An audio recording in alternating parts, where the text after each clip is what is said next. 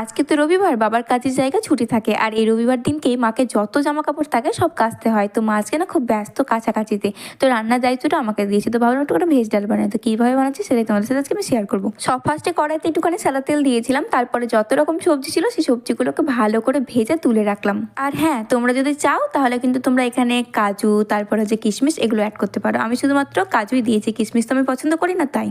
তারপরে কড়াইতে আবার অল্প পরিমাণে তেল দিয়ে তাতে দিলাম হচ্ছে গোটা জিরে, হিং আর তেজপাতা। তার সাথে একটা গোটা টমেটো দিয়ে দিয়েছিলাম, আদা জিরে এগুলো বেটে রেখেছিলাম সেগুলো দিয়ে দিলাম। তারপরে একটুখানি লবণ, হলুদ দিয়েছি।